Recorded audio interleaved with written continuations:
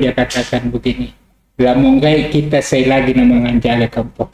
Artinya kalau bukan kita siapa lagi yang perbaiki kampung kita, menjaga kampung kita. Artinya kita menjadi kepala desa jangan hanya melihat sebelah mata.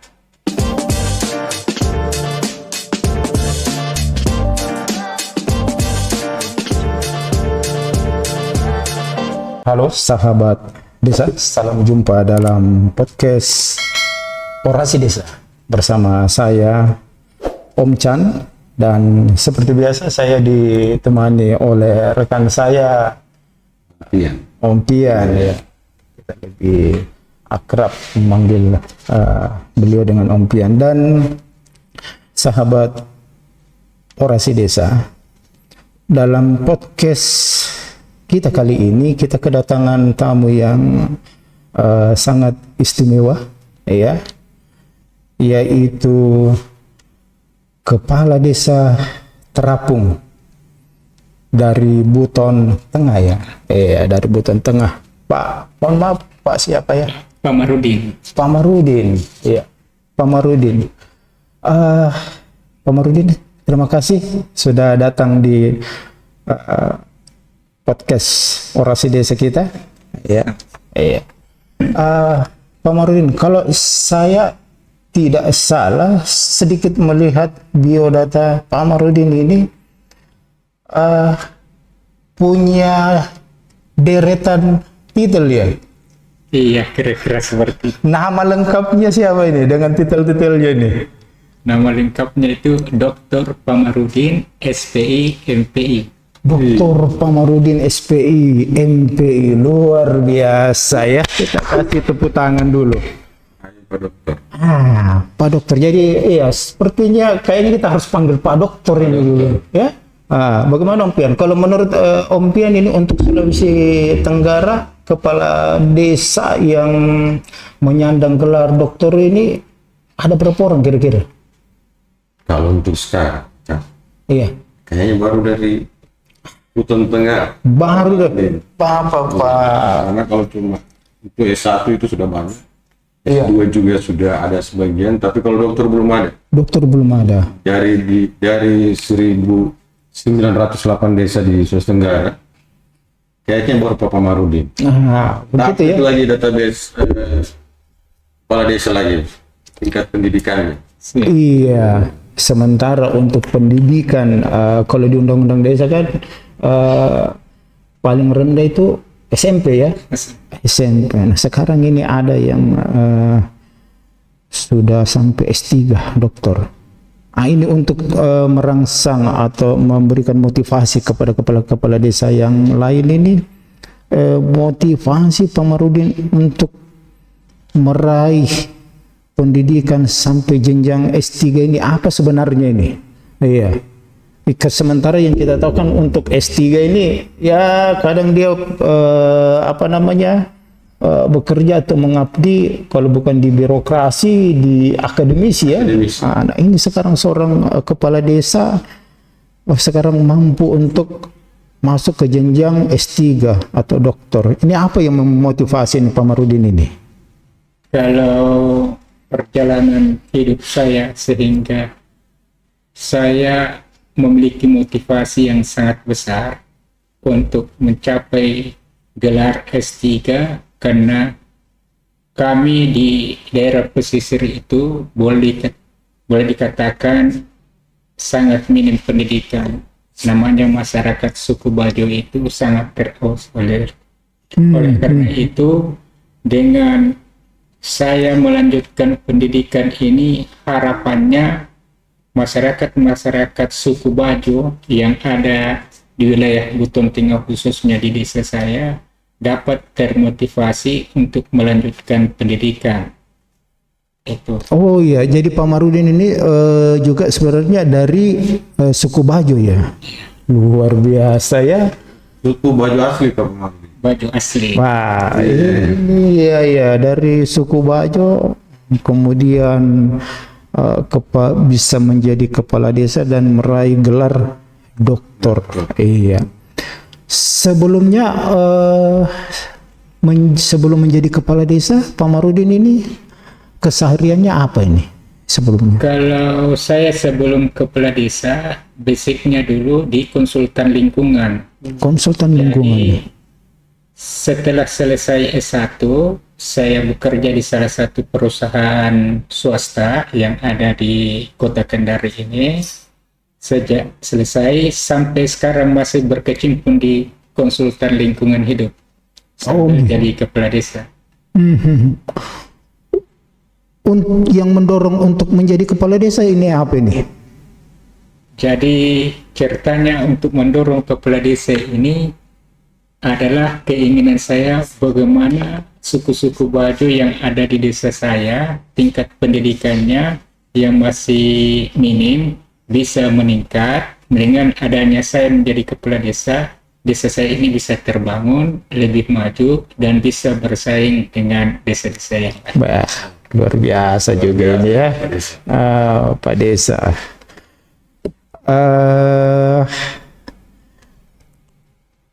Tahun berapa mulai diangkat jadi kepala desa? Saya diangkat jadi kepala desa itu dari tahun 2013, sudah menjelang 2 periode, dapat perpanjangan sampai tahun 2027.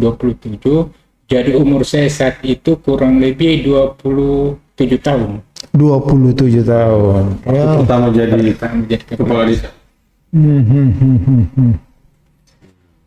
Sudah hampir 2 periode ya. Perlu ditambah lagi yang penambahan ini. Iya, penambah. Berarti sudah terakhir, periode terakhir. Masih ada penambahan. Kalau di aturan itu masih ada tambahan 1 periode lagi kalau berkeinginan untuk melanjutkan. Begitu. Artinya harapannya ini Pak Chan, Pak Amarudin kan gelarnya sudah dokter. Iya. Apa yang sudah didapatkan di dokternya itu bisa diterapkan di desanya. Oh iya. Minimal Pak Amarudin ya, bisa betul Pak Amarudin ingin bercita-cita membangun sekolah di desanya, sesuai dengan kondisi yang ada di desa. Kan beda-beda nih kondisi. Sistem belajar mengajarnya beda, karena kan kita punya masyarakat punya kesibukan masing-masing. Bagaimana kemarin sudah ada pemikiran menuju ke sana, atau yang sudah ada memang sudah terbangun sekolah apa gitu, apakah SD, SMP, yang memang SMA, setingkat SMA punya inovasi bagaimana masyarakat pesisir mau belajar. Artinya mau belajar. Kan biasa kalau kita lihat secara umum kan, kita mau ajak orang belajar itu agak ribet. Iya. Ikut musyawarah saja setengah mati kita mau panggil. Bagaimana ini Pak Warudi strateginya?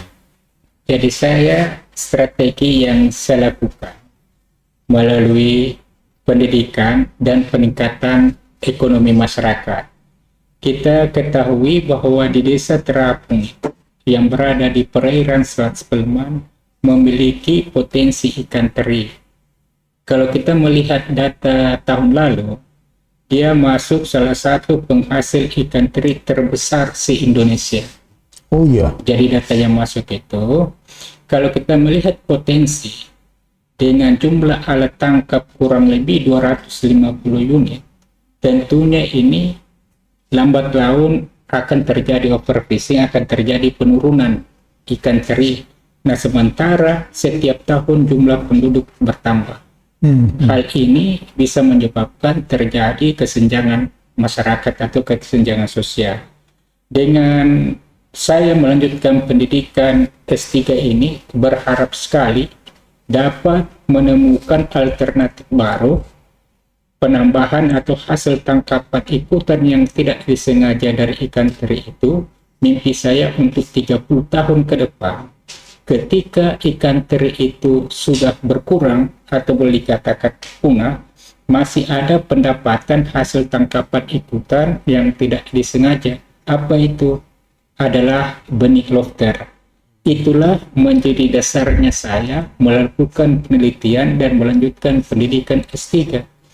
kalau kita hitung-hitung nilai ekonominya benih lobster yang ada di perairan Selat Spelman ini, yang pertama, kalau setiap jenis alat tangkap menangkap benih lobster sebanyak 20 ekor, dan jumlah alat tangkap yang ada di perairan Selat Spelman, khususnya yang ada di desa saya itu kurang lebih 250 unit.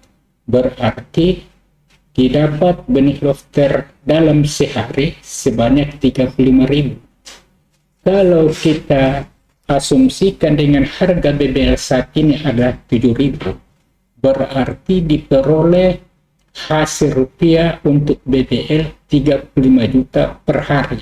35 juta per hari. Juta. Ini merupakan hasil tangkapan yang tidak disengaja, karena masyarakat selama ini hanya menangkap ikan teri, belum menyadari bahwa ada potensi ikan teri yang tersembunyi di desa Terapung. Hal inilah yang mendorong saya memberikan informasi ke masyarakat. Nah, kalau kita melihat lagi lanjutannya dari hasil pentemuan saya ini, kalau hasil tangkapan banyak ditemukan benih lobster pada fase bulan terang antara 7 sampai 15 bulan di langit, berarti kurang lebih 9 hari. Kalau dari 9 hari itu kita kalikan dengan 5.000 ekor, maka diperoleh jumlah BBL selama 9 hari itu 45 juta. Kalau kita rupiahkan berarti 315 juta rupiah. Ini merupakan potensi yang luar biasa yang belum dikelola dengan baik, sehingga saya berharap potensi-potensi ini bisa meningkatkan nilai ekonomi masyarakat dan meningkatkan kesejahteraan masyarakat. Luar biasa sekali ya. Yang tangkapan yang ikutan seperti lobster, Pak Desa. Iya, Tapi lobster.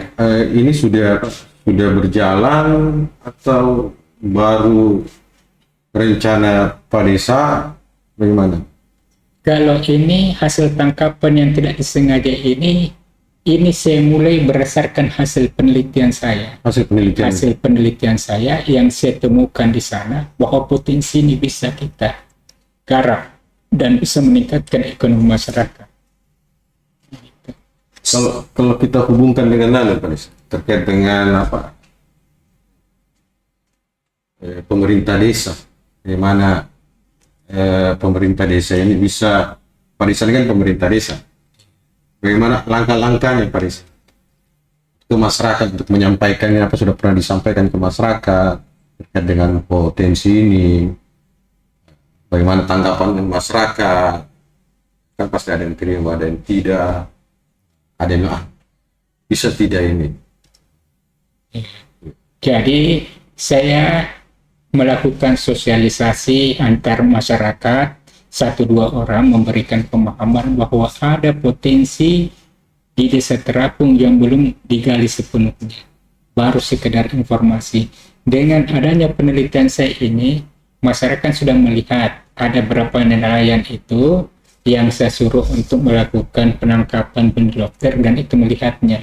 Kebetulan juga saya punya pendidikan, istilahnya meskipun itu hanya kecil-kecilan, saya ingin melihat benih lobster yang tertangkap yang tidak dimanfaatkan oleh masyarakat itu saya manfaatkan, saya pelihara, kemudian saya benihkan dan carikan pasaran, dan alhamdulillah banyak pasaran. Itu sehingga itu tadi hasil tangkap yang tidak disengaja dari perikanan penangkapan ikan teri ini juga bisa kita genjot sekali untuk penambahan ekonomi. Oh iya, betul. Artinya di desa Terapung ini potensi yang luar biasa ya, dari ikan teri dan benih lobster, sehingga yang seharusnya masyarakat di desa Terapung itu tidak perlu lagi cari pekerjaan di luar ya, atau berlayar jauh-jauh, meninggalkan desa, meninggalkan keluarga sampai berbulan-bulan. Ya, ternyata di desa Terapung sendiri ada potensi yang luar biasa. Sebelum lebih jauh ke benih lobster ini, saya mau yang awalnya itu yang ikan teri ini sendiri. Ya, kalau potensi ikan teri sendiri ini di terapung ini bagaimana untuk saat ini? Kalau potensi ikan teri saat ini sangat luar biasa. Masih stoknya tersedia, dan di sana pengumpul yang paling besar itu adalah CP Sumber Rahmat, itu Haji Mustar yang luar biasa dan dapat membantu masyarakat. Nah, untuk pengolahan hasil itu sendiri, ikutan dari ikan teri, kami juga memiliki UMKM seperti pembuatan balado teri, ada sambal goreng teri, kerupuk teri, dan alhamdulillah sudah berjalan. Sudah Untuk berjalan, ikutan, sudah berjalan. Kenapa kita tidak bawa Pak Desa? Ya, itu Supaya kita juga. tes juga kan? Dan itu sudah dipasarkan ke luar dari Buton Tengah atau sampai kemana saja itu pasarnya? Apakah sudah masuk di Kota Kendari sendiri ini? Kalau pasar-pasarnya, yang pertama setiap ada pameran, baik tingkat nasional maupun tingkat lokal, itu sudah selalu dipromosikan. Kemudian juga pasarannya kami juga biasa pasarkan ke Papua. Ada Papua di daerah Wasior, termasuk Kalimantan, Balikpapan itu banyak. Jadikan oleh-oleh khas Desa Terapung. Oh iya. Jadi kalau lihat berbicara teri Wabrense, maka masyarakat akan identik dengan Desa Terapung. Laburensi itu Wabrense itu Wabrense adalah itu dusun itu Pak? Ya, dusun. Tapi di dusunnya dalam Desa Desa Terapung, Iya. Tapi yang lebih dikenalnya trennya Wabrense. Laburense ya. Iya. Yang kita sering dengar itu Waburense. Wabrense. Baru saya dengar ceritanya yang tanya, ini ikan teri dari Desa Terapung itu beda Pak. Beda cara pembuatannya. Kalau biasa katanya di daerah-daerah lain itu ikan teri itu langsung dijemur saja sampai dia tidak katanya dikukus, dia dimasak dulu baru dijemur. Ya, jadi warna putih. Kalau yang biasa kita lihat di pesisir itu kan ikan yang ditangkap dari laut langsung dijemur, atau apa, kemudian dia hitam. Pak Desa, saya belum tahu ini, tapi dengar cerita kalau di tempatnya katanya Pak Desa itu kalau nggak salah dimasak atau di mana? Iya, direbus. Direbus ya. Direbus Baru habis direbus, dijemur, kemudian dilakukan sortiran. Setelah disortir, dimasukkan lagi ke freezer, di cold storage, baru lakukan pengepakan mau pengeringan. Kan kalau kita dulu setelah dari laut langsung dijemur, saya sudah kering baru kita timbang. Ikan teri ini kan punya potensi yang sangat luar biasa juga, tetapi di sisi lain juga barangkali pelestarian dari lingkungan ikan teri itu sendiri barangkali harus dijaga ya, sehingga jangan sampai ikan teri ini musnah atau berkurang, karena kita tahu bahwa ada beberapa spot-spot yang dahulunya banyak ikan, sekarang itu ikan sudah mulai berkurang. Ya, apakah juga dari Desa Terapung ini selain memanfaatkan ikan teri itu, ada juga terobosan untuk menjaga kelestarian dari lingkungan ikan teri itu sendiri? Ya, kalau kebetulan tadi bercerita tentang ikan teri, kebetulan di tesis saya itu judulnya begini, perkembangan gonad dan morfometrik pada masa reproduksi. Bahasa Iya, agak aneh Pak. mengambil judul itu salah satunya ingin mengetahui jangan sampai ditangkap terus ini ikan teri, bisa punah, dan bagaimana pengelolaannya. Setelah hasil penelitian saya di S2 tentang ikan teri, khususnya jenis Styloporus indicus, di situ penetasannya tidak serempak. Artinya dalam sekali dia bertelur, jadi bertelurnya itu jadi selama tiga tahapan itu dikeluarkan telur yang sudah matang, sehingga malam ini dia keluarkan telur, besok malamnya menetas. Nah, apa informasi yang bisa kita dapatkan ini? Ternyata ikan teri yang ada di perairan Selat Spelman itu penetasannya tidak serempak. Apalagi dia tidak masuk sebagai perikanan tangkap terukur, jadi bebas ditangkap. Kemudian yang perlu diperhatikan adalah pengelolaan dan pelestarian di lingkungannya.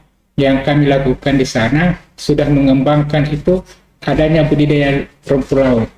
Budidaya rumput laut yang dikembangkan oleh masyarakat, harapannya kondisi lingkungan perairan atau zona-zona inti itu dapat terjaga oleh masyarakat sehingga tempat berkembang biaknya ikan teri dapat terjaga oleh masyarakat itu sendiri akibat aktivitas budaya rumput laut. Oh ya, jadi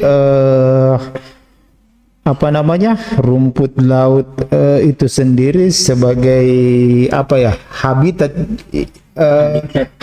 dari ikan teri itu sendiri juga. Oh ya. Berarti desa terapung ini sendiri selain ikan teri ada juga rumput lautnya. Budidaya rumput laut, luar biasa sekali. Ya.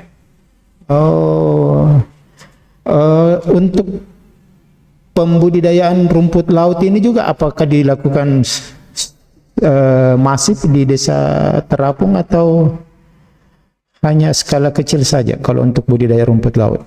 Kalau untuk skala budidaya rumput laut di desa terapung itu kan dilakukan oleh masyarakat itu sendiri. Kita tahu bahwa tren budidaya rumput laut itu ketika harga naik maka masyarakat berlomba-lomba. Dan begitu juga sebaliknya, ketika harga budidaya rumput laut masyarakat berlomba untuk mengurangi dan mencari jenis pekerjaan lain. Pada prinsipnya masyarakat seperti itu. Jadi dia trennya mengikuti kondisi pasar, tidak semata-mata murni bahwa setiap saat naik atau turun harga tetap lakukan budidaya, tetapi melihat tren pasar. Melihat seperti ada stok di perusahaan dari sih kalau begitu kayak rumput laut. Kalau stok tetap tersedia, hanya harga sekarang yang turun. Jadi masyarakat harus cepat-cepat mencari sumber pendapatan lain. Nah, itulah lagi ngetren itu nilam. Iya. Itu nilam sebagai sumber penghasilan tambahan. Oh iya. Budidaya nilam. Untuk di daratan. Jadi konsepnya budidaya rumput laut, kemudian dengan budidaya rumput laut ikan teri bisa berkembang dengan baik. Ikan teri berkembang dengan baik, kemudian ikutannya ada bibit lobster. Dan bibit lobster ini merupakan salah satu pemanfaatan sumber daya yang nilai ekonominya sangat luar biasa dan saat ini belum terekspos ya, dan masyarakat sendiri belum begitu tahu ya bahwa pasar dari bibit lobster ini mungkin di Padesa. Itu kan masyarakat kita itu kan itu ada bukti. Kalau sudah ada 1-2 orang yang berhasil gitu semua. Jadi setelah ini bagaimana? Apa rencana Pak Desa ini? Apalagi setelah melakukan penelitian terkait dengan bibit lobster ini sendiri, rencananya sebagai kepala desa ke depannya bagaimana? Jadi langkah-langkah strategis dengan hasil temuan penelitian saya ini akan memberikan sosialisasi ke masyarakat bahwa ada jenis tangkapan yang tidak disengaja dan memiliki potensi ekonomi yang sangat tinggi. Salah satunya benih lobster. Cukup kita nantinya ini kita memberikan informasi tentang jenis alat tangkap yang ramah lingkungannya digunakan. Kemudian juga saya mencoba dengan bekerja sama dengan pihak-pihak swasta yang bisa membeli benih lobster ini, meningkatkan pelayanan sehingga masyarakat itu bergairah untuk melakukan penangkapan dengan adanya pembeli. Biar juga kita melakukan penangkapan, banyak benih lobster yang didapat, tetapi pembeli tidak ada. Tapi pasar sendiri itu sudah ada. Sudah ada. Oh iya sudah siap. Bahkan Iya itu betul. siap akan diekspor ke Singapura. Ininya nih, Sudah siap. yang pakai izin juga itu Ya, Pak, ini tetap kan. pakai izin, Iya. namanya tentang kelompok. Dan sementara kita menyusun itu sampai di mana regulasinya, sehingga kita tidak melanggar aturan. Iya, itu kita yang betul. melakukan Iya. pengiriman benih lobster itu. Itu harapannya saya. Dan harusnya juga di tahun 2025 ini dalam apa ya, perencanaan desa itu sendiri di dalam APBDS, bagaimana, apakah sudah ada juga teranggarkan untuk bantuan atau apalah untuk pengembangan atau budidaya bibit lobster ini? Apakah itu sudah dimasukkan juga di dalam Ada di APBDes? tahun ini 2025. Kalau untuk tahun ini kami belum menganggarkan, Belum menganggarkan. karena rapat di tahun 2024 belum menyinggung tentang itu. Oh iya. Apalagi penelitiannya masih baru juga ya. Iya. Sekarang mungkin karena setelah kemarin yudisium kan, mungkin 2026 di Ya 2026 2026. kalau itu pun disetujui oleh masyarakat, dan itu adalah yang sangat potensi sekali. Saya yakin Jadi ini. memang strateginya Pak Desa harus kita yang berbuat dulu.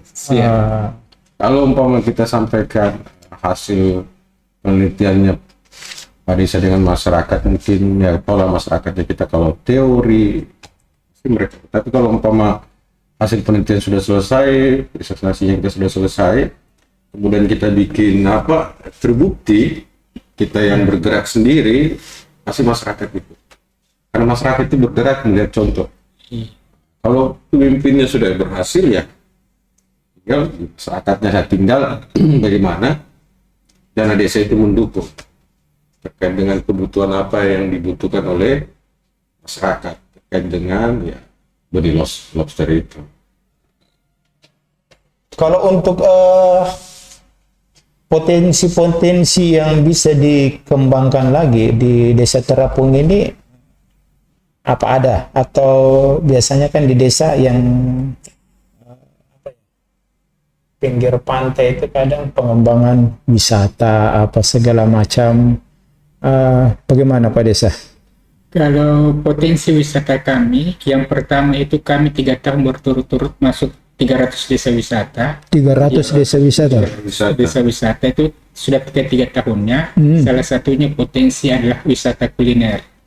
Wisata kuliner kami itu tadi ada UMP melalui salah satunya pemanfaatan ikan teri, menjadi ada balado teri, ada kerupuk teri, ada sambal goreng teri yang dimodifikasi itu melalui kegiatan-kegiatan wisata. Kami juga punya wisata bronjong. Wisata bronjong itu tambatan perahu yang kami manfaatkan sebagai sarana untuk berwisata. Bisa jogging pagi dan sore. Bagus jalan-jalan ke sana ini. Jalan-jalan ke Kami begitu juga ya? punya wisata gua. Wisata buah. Wisata gua. Oh, gua. Dalam air sekaligus itu wisata religi. Bisa jadi wisata gua itu miliknya pondok pesantren. Kami bisa bermitra dengan pihak pesantren dan dia membuat suatu desain wisata gua sekaligus wisata religi. Gandengan dengan wisata religi ini seperti apa ini modelnya? Iya, ya sampai kita disuruh menghafal tuh pasal. Di pesantren Berapa itu ada sekarang dia punya model program pembelajaran itu berwisata ke tempatnya, kemudian ada semacam kultum, kuliah-kuliah religi apa semua untuk mendekatkan kita ke agamaan, bisa 2-3 hari, dan pembelajarannya bisa lewat online dan bisa juga offline, datang ke pesantren dengan menampilkan view-view atau pemandangan-pemandangan yang luar biasa. Saya penasaran juga nih Pak Cak. Iya. Di Buton Tengah ya. Bisa jalan-jalan ke sana. Ada juga sekarang kami punya wisata bagang. Wisata Jadi bagang. masyarakat itu yang mau berkunjung bisa merasakan bagaimana nelayan itu melakukan penangkapan. Iya. Termasuk salah satunya benih lobster. Bisa ternyata menangkap benih lobster menggunakan bagang ini seperti ini. Oh ya. Kami juga punya wisata pasir timbul, pasir di tengah laut. Pada saat pasang dia tenggelam, pada saat surut dia muncul. Itu lagi yang ngetren itu. Pasir timbul. Pasir timbul. Pasir timbul. Luas berapa kira-kira? Apa seukuran lapangan voli atau lebih besar lagi dari itu? Dia biasanya lebar ada yang 20, manjang sampai 100-200. Oh. Gitu. Jadi dia bagus untuk ini. Kan rata-rata anak-anak muda sekarang itu jadikan untuk ini. Berfoto. Iya. Prewedding lah. Iya. Di pasir timbul. Ini seharusnya Pasir timbul ini. Iya. kalau seharusnya potensi-potensi yang seperti ini harusnya bisa kalau dimaksimalkan dengan baik, ini potensi yang luar biasa dalam hal mengangkat pendapatan asli desa. Ya, apalagi dengan banyaknya Potensi. iya, potensi dan kegiatan-kegiatan wisata seperti wisata kuliner itu tadi, wisata berlanjut. Selain potensi wisata, apalagi kalau yang dikelola oleh desa Terapung ini? Kalau ini baru perencanaannya kami ini adalah bagaimana memanfaatkan hutan mangrove. Hutan mangrove. Pemanfaatan hutan mangrove ini karena ke depan ini di wilayah saya ada kegiatan pengembangan budidaya udang faname kurang lebih 280 hektar, dan ini bisa menjadi PAD desa nanti ke depan ketika itu berjalan perusahaan masuk. Harapannya dengan kegiatan mangrove ini kami sudah melakukan penanaman mangrove kurang lebih 10 hektar atau sebanyak 33.000. Jadi untuk menghasilkan PAD dari kegiatan mangrove ini, perusahaan ini yang memiliki basic dari budidaya kedepannya punya kewajiban terhadap lingkungan. Kewajiban terhadap lingkungan itu kami sudah memiliki mangrove, cukup tinggal membayar harga pemeliharaan karena kami sudah punya mangrove. Dari pemeliharaan ini bisa menjadi aset yang luar biasa dan bisa menjadi pendapatan asli desa. Itu targetnya. Iya. Perusahaan di sana. Iya. Dia bergerak di bidang tambak. Ini kan rencana ini kan baru masuk, tapi kita sudah mendesain itu. Jadi Pak Desa sudah mendesain apa yang harus dilakukan oleh perusahaan. Pak Desa sudah siapkan. Sudah siapkan. Tinggal perusahaan ini tinggal membayar kepada pemerintah desa. Iya. Jadi dia apa lagi namanya? Karena istilahnya itu ada rehabilitasi. Kalau sekarang yang ngetren itu jual beli karbon. Jual beli karbon. Jual beli karbon. Jadi ibaratnya bakau itu dapat menyerap itu karbon dan melepaskan oksigen. Itu ya. Negara-negara sekarang itu yang lagi ngetren itu adalah bisnis karbon. Ya, jadi itu harapannya, targetnya kita ke depan. Dan sudah berjalan tuh. Mangrove-nya sudah penanaman. Sudah berapa ribu? 33.000. 33. Banyak 10 hektar. Jadi ke depan begitu perusahaan masuk, kami sudah punya mangrove. Tidak perlu pihak perusahaan menanam mangrove, cukup melakukan biaya pemeliharaan yang sudah ada, dan yang sudah ada ini hasilnya juga akan masuk ke pendapatan asli desa. Itu targetnya semua. Tapi kalau yang utama, kalau yang sekarang, Pak Dis, pendapatan asli desanya kita. Kalau pendapatan asli desa kami masih ketergantungan di bisnis penyewaan untuk BUMDes. Kemudian juga ada beberapa PAD seperti los kios, itu ada tiga los kios itu yang ada di pasar itu yang disewakan, dan itu menjadi pendapatan asli desa. Sudah ada 2 digit? Belum, masih 1 digit. Masih 1 digit ya. Ya, harapan itu kan banyak potensi ya. Mungkin ada keterlibatan dari BUMDes ya, untuk mengelola potensi itu. Ya. Selama ini sudah 2 periode ya menjadi kepala desa. Apa hambatan terbesarnya dari Pak Desa selama memimpin Desa Terapung ini? Adakah hambatan-hambatan atau tantangan yang dihadapi oleh Pak Desa? Kalau menurut saya namanya hambatan dan tantangan itu pasti ada. Iya. Tantangan itu yang berat bagi saya itu adalah ketika saya tidak menjalankan tugas dengan sebaik-baiknya. Itulah hambatan dan tantangan bagi saya, dan juga saya juga berharap kepada masyarakat yang ada di Desa Terapung, saran dan masukannya itu sangat penting sekali untuk mengurangi tantangan-tantangan itu dan bisa mengatasi hambatan-hambatan itu. Saran dan masukan. Secara Kadang ada juga yang tidak mau terima saran dan masukan. Ternyata Pak Desa ini justru meminta saran dan masukan. Iya, betul sekali. Untuk Desa Terapung ini semoga kedepannya makin sukses ya. prestasi. Iya. Kita lihat bacaan buka websitenya itu saya kan pasti sampaikan bahwa yang tamu kita ini dari Desa Terapung ya, kita coba Google, kemudian tanggal websitenya, oh, ternyata Desa Terapung banyak penghargaan yang diterima oleh Desa Terapung. Kemarin kita buka informasi publik, sempat ikut Pak Desa. Ikut.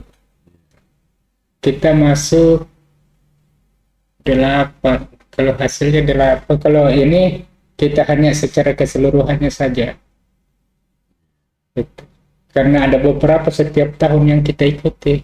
Yang tahun 2024 yang lalu itu untuk Pokmaswas, kelompok pengawas masyarakat, itu kita dapat yang ikut peserta kurang lebih sekitar 5.000 desa, kita masuk urutan ke-8.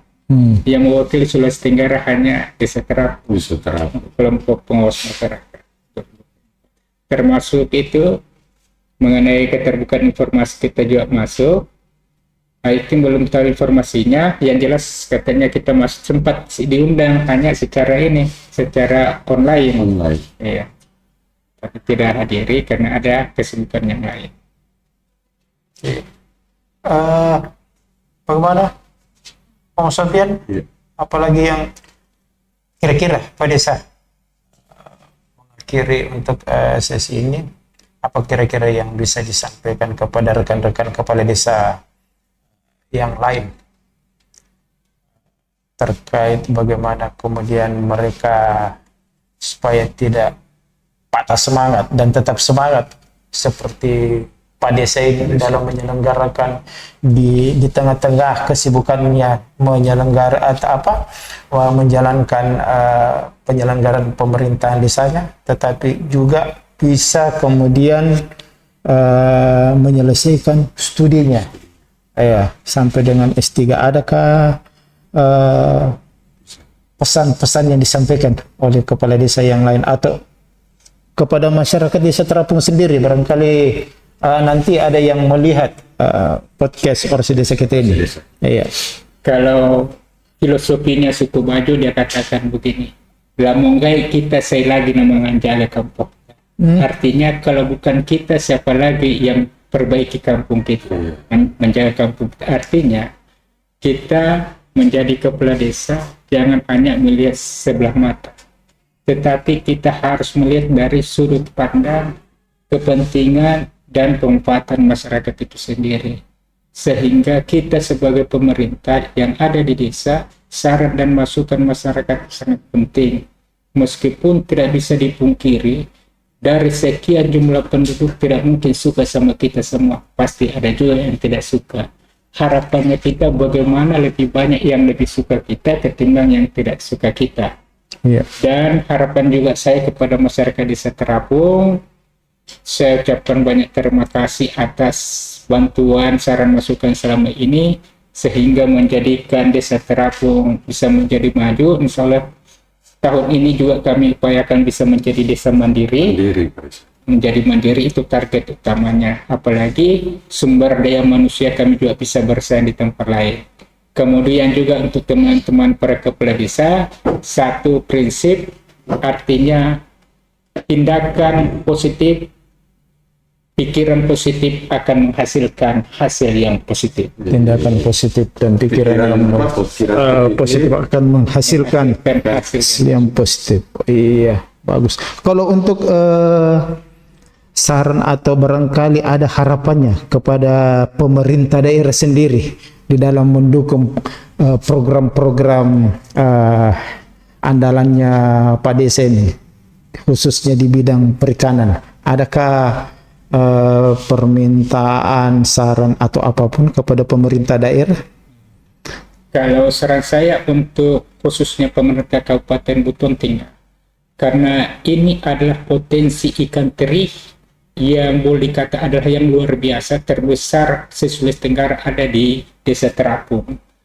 Bagaimana pemerintah bisa berkolaborasi bersama kami pemerintah yang ada di desa, bekerja sama dengan masyarakat, bisa melakukan pengelolaan sehingga menghasilkan ikan teri berkelanjutan. Oh iya. Yang kedua juga, apalagi yang lagi ngetren sekarang dengan adanya Permen KKP nomor 7 tahun 2024 tentang benih lobster itu sendiri sudah bisa diekspor, sudah bisa pengiriman, sehingga perlu kita genjot lagi di wilayah perairan Selat Spelman merupakan tempat sing area atau metapopulasinya benih lobster, di mana benih lobster itu, stok benih itu bersumber dari tempat lain, bermigrasi secara oseanik. Oleh karena itu, manfaatkanlah benih lobster yang ada ini sebagai sumber pendapatan dan peningkatan kesejahteraan masyarakat. Iya, bagus sekali. Jadi sebenarnya desa ini, khususnya Desa Terapung ini sangat kaya ya, luar biasa. Masyarakatnya sebenarnya tidak perlu lagi harus kerja keluar, karena di dalam Desa Terapung itu sendiri banyak potensi yang bisa dikelola dengan baik. Terima kasih Pak Dr. Pamarudin, SPI, MPI. Terima kasih. Tapi sebelumnya kita berikan selamat dulu atas promosi dokternya. Iya, ya. Ini luar biasa karena dokter yang pertama untuk di Sulawesi Tenggara khusus untuk kepala desa. Ya, terima kasih Pak Dr. Pamarudin, SPI, MPI, Kepala Desa Terapung dari Kabupaten Buton Tengah, sudah bersedia meluangkan waktunya untuk datang ke podcast kami, podcast Orasi Desa. Ya. Terima kasih juga Om Sofyan sudah bersama kita dalam bincang-bincang Orasi Desa. Baik, terima kasih. Salam Orasi Desa.